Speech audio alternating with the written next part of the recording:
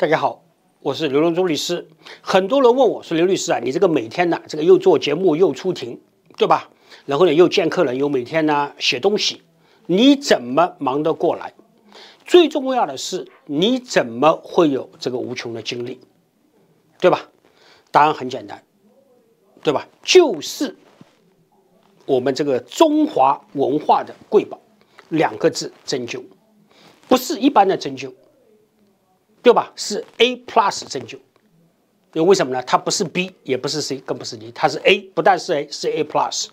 所以呢，我强烈推荐 A+ 针灸。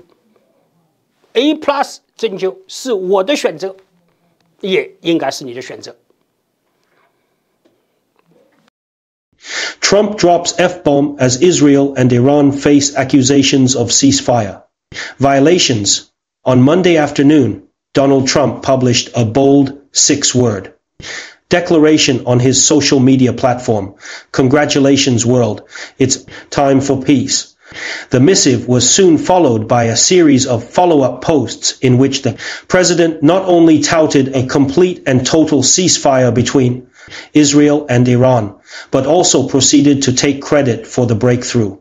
In the early evening, the president went even further during an exclusive phone interview with NBC News, in which he not only said he personally made the ceasefire happen, but he also made related predictions about the likely success of the developments. Asked how long the ceasefire would be, Trump said, "I think the ceasefire is unlimited. It's going to go forever." He added that the war is now completely over, saying he does not believe Israel and Iran will ever be shooting at each other again. It's not like that's a quote that could ever come back to haunt him, right? The following morning, amid reports that Iran and Israel were being accused by the other of ceasefire violations, the American president's tone started shifting.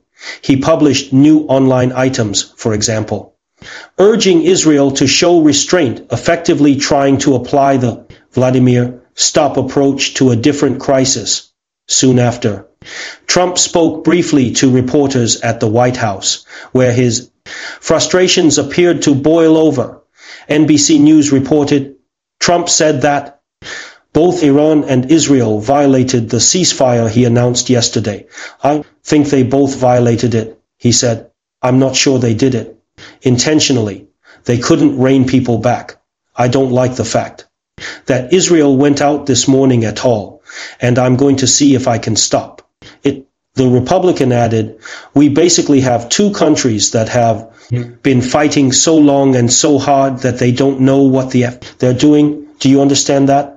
As part of the same Q&A, Trump accused both countries of behaving in a ridiculous way. So to summarize, roughly half a day after the American president said the Israel-Iran ceasefire would likely go forever, and there was no reason to believe Israel and Iran will ever be shooting at each other again, Trump was reduced to dropping an F-bomb on the White House South lawn as his frustrations boiled over. The point is not to chide the president for having a potty mouth, rather, the point is that he really ought to understand by now that premature triumphalism is folly, and assuming the complexities of Middle East conflicts can be resolved through the force of his will is absurd. Even the Proud Boys are turning on Trump after the Iran strikes. And that's how you know MAGA and the far right are panicking. Chuck Todd. Tears into Biden's family man image. Questions if we were sold a 40-year bill of goods. Ice Barbie has dystopian message for Americans.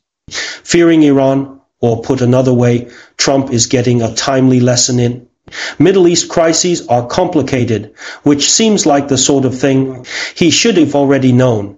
This article was originally published on MSNBC.com.